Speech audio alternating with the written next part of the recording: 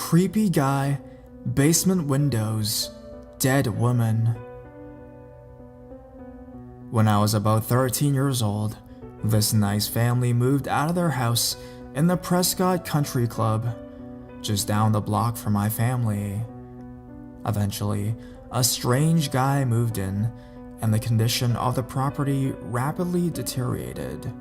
The day he moved in, he had a large U-Haul type truck, which was fine, but the thing never left. It stayed parked in the driveway. It also had an extension cord running from the house out to the truck. I thought that was pretty weird. Eventually, there were paint cans all over the yard, random junk on the side of the house, a real mess. This was not welcome in this small community, but anybody who talked to the guy came away saying the dude was a weird and they needed to tread lightly, I guess. I'd mowed lawns and was hired to do our friend's lawn while they were on an extended vacation. They lived next to this weird guy. Every day, when I was sweating my ass off mowing, I could see this weirdo spying on me through his blinds in his living room. He wasn't very good at hiding it.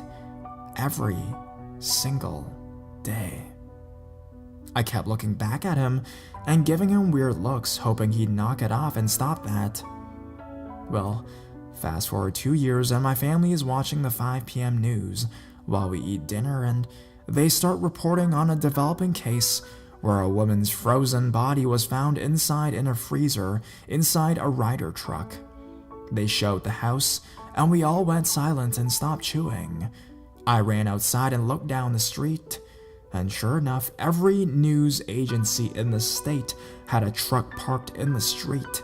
Satellite dishes extended, cops had everything cordoned off.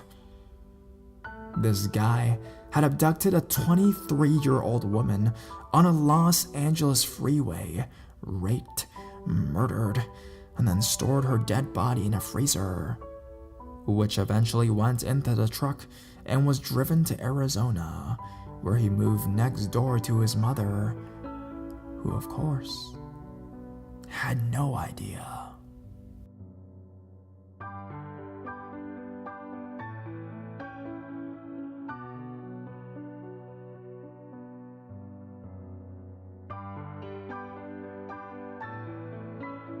We were safe, so we thought. So, this story I've posted originally to Reddit No Sleep before I knew about this subreddit, but I can now spill all the actual details right here. It was 1992, and my mother and I lived in a small city in the very south of California. The area is known for golfing and vacationing, but not much else. The two of us lived in a very detached condo. It was pretty nice, inside of a country club.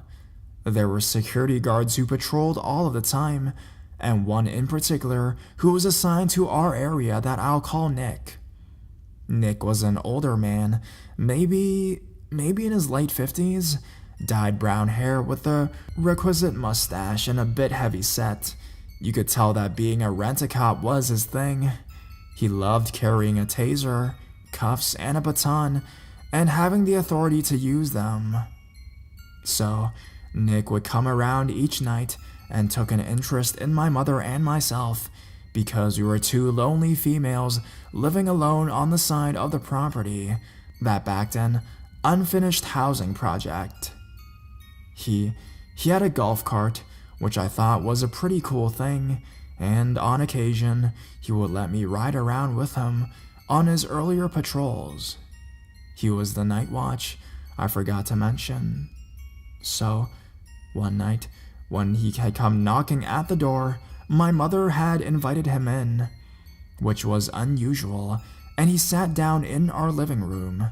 They chatted for a bit, and I was a 12-year-old girl who thought about all the cool stuff he must have seen, naive to the fullest. I had noticed that he wore a pinky ring that was distinct, and I asked about it. He stated that he was a member of an organization. I don't want to taint them here, so I won't mention which, and that he always wore that specific ring. The conversation only lasted at about 10 minutes, and I asked if I could join him for a ride as usual. He said yes, and my mom felt safe with him, so she let me go with him. He had never done anything weird, but in retrospect, he did say some stuff that now triggers the alarm bells inside me. He said one thing which will always stick with me. He mentioned that when he had his first car as a teenager, it was all the rage for the boys to place small mirrors on the stick shifts so that they could catch a glimpse of girls' dresses. I thought he was just warning me about that kind of stuff, like the evils of men and how I should be safe when I started dating, stuff like that. I didn't know that when men start talking about stuff like that, it's generally because they had done that or worse and they wanted to gauge your response. So, very important to this story is the layout of our condo. We had split master bedrooms and full glass walls on one side with sliding glass doors. One night, my mother was dead asleep, and for some reason I had gotten the heebie-jeebies. I don't know why. So I decided that I would stay up and lay in bed with her and our little dog. All of a sudden, I heard a sound. I listened more carefully and I heard the main sliding door in the living room start shifting open. It was a very distinct sound, and I was paralyzed with fear. Somehow I got up the courage to stand up and slowly and silently walk around the corner to peek into the living room. There stood a full figure of a man in the midst of walking into our house. I could barely move. I spit out, "Mom!" Immediately, my mother rolled over and asked what I wanted, and I informed her that there was a guy walking into her house. She sat straight up in bed and turned on the lights. She starts yelling and calls the security line and gets the operator, who says she'll send someone around immediately. About 3 minutes later, Nick shows up and, taser drawn, says he's gonna inspect the back of the condo, as that is where the intruder was. No luck. He finds nothing. After Nick left and had taken a statement and says he'll be calling the police, my mom and I walk out and look around. She sees wet footprints that lead from our back door straight to our front door. This is not good. I told my mother one other thing that occurred to me. When I saw the shadow of that man, what I also saw was a shining ring on his hand as he grasped the door. It had to be Nick. My mother, the next day, contacted the owner of the security company and told him the whole entire story. Long and short of it was they set up a sting. The owner, a highly trained security expert, hid in a condo that was straight across from ours, which he could see into ours from. He sat there and waited and waited. All of a sudden, guess who walks around the corner and hides in the bushes to watch my mother and I? Nick, of course. So the boss man calls my mother and tells her to hang up the phone and to place it on speakerphone, so it looks like she's not talking to anyone. He wanted to see if he could get Nick to move around and follow us as we moved around the house, etc. Sure enough, he did, and he got pictures too. The next day, Nick was fired and had charges brought up. He had been watching us for months. Just knowing that I had been alone with this sicko made my stomach turn, and I couldn't sleep alone in that house until we moved.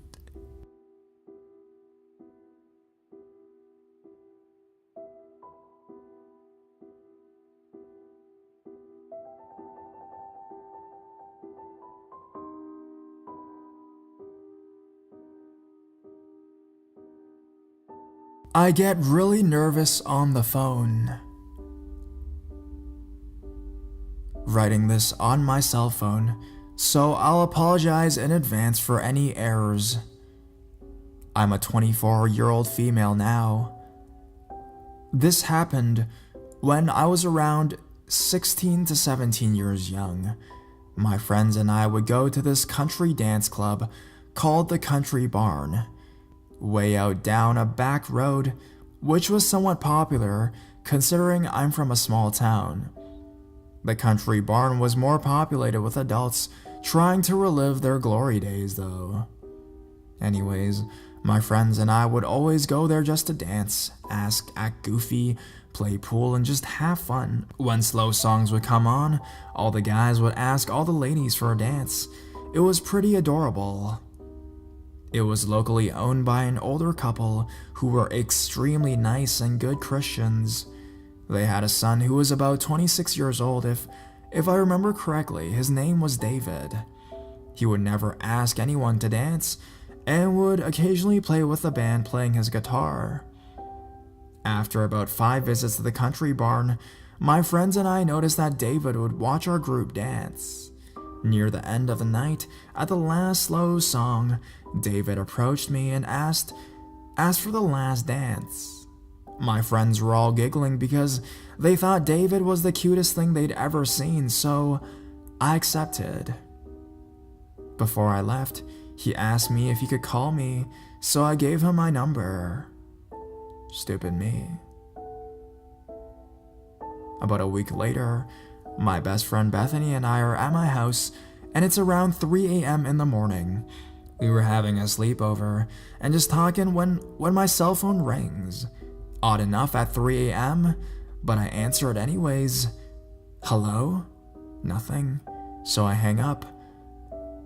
About another 20 minutes later, I get another call, so I answered it again. Hello? Nothing. Hello? I said again. Then I could hear breathing.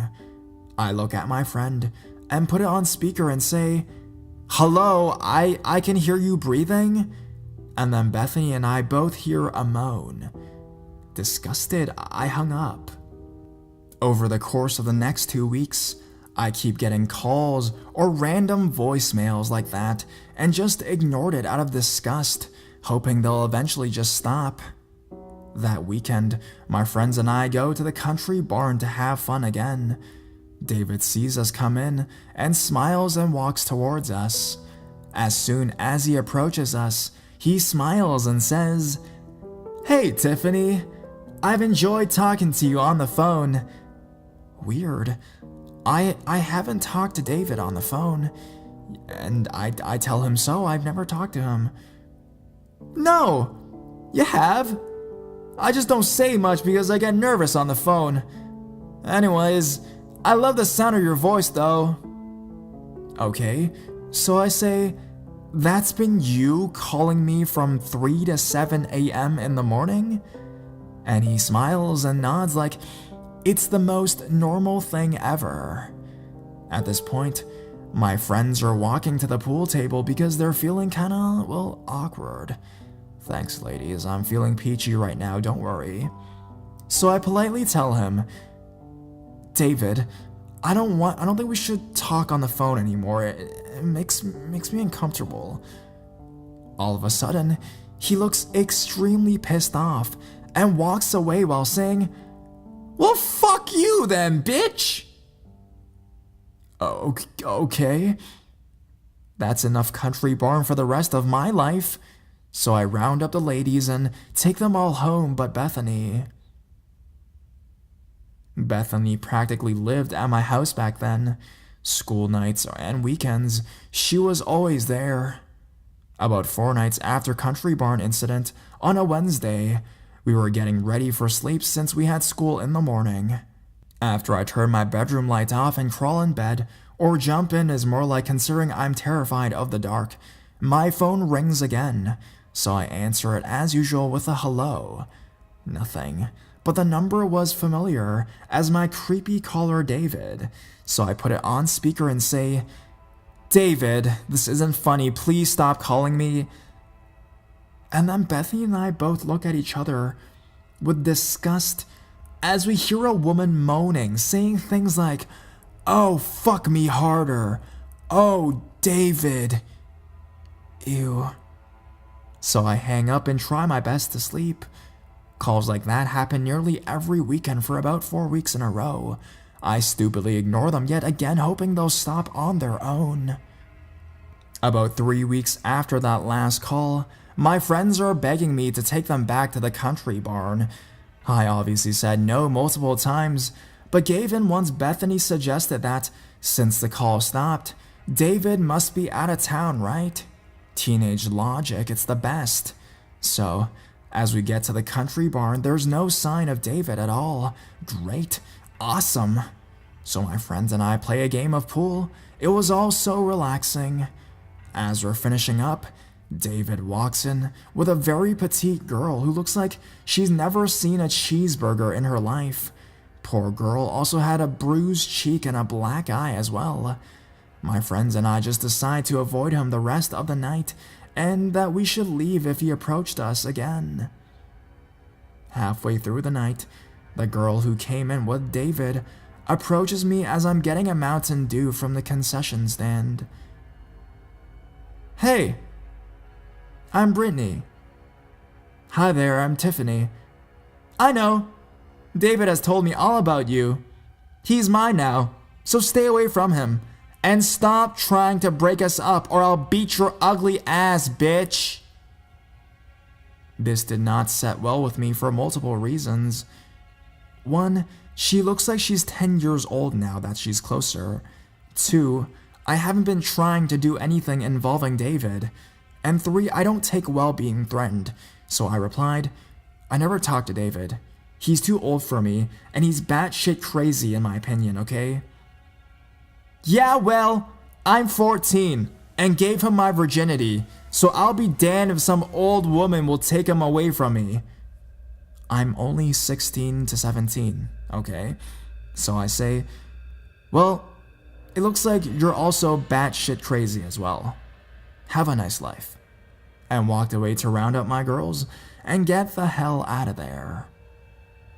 As we're walking to my car, David runs out and says, "Tiffany, baby, why are you leaving?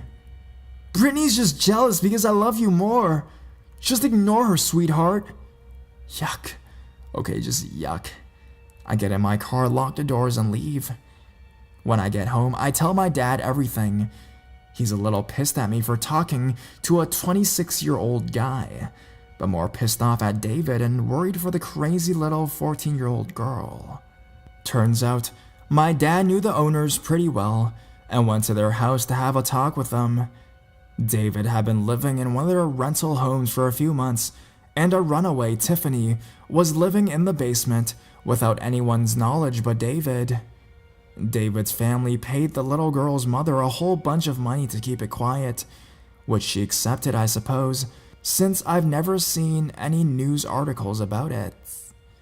I would be out for blood personally if someone hit my child and slept with them, morons, right? David's father promised my dad he would take care of it, and it wouldn't happen again. My dad figures David will get his ass beat and possibly go to jail, and that'll be the end of it. Wrong.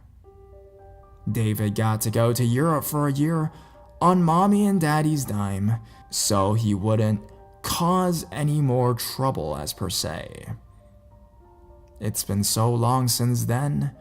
I don't know where David is now, and simply, I don't care. My number was changed a week later at incident. I don't go to the country barn anymore, and neither do my friends or anyone else that my dad nor I tell the story to.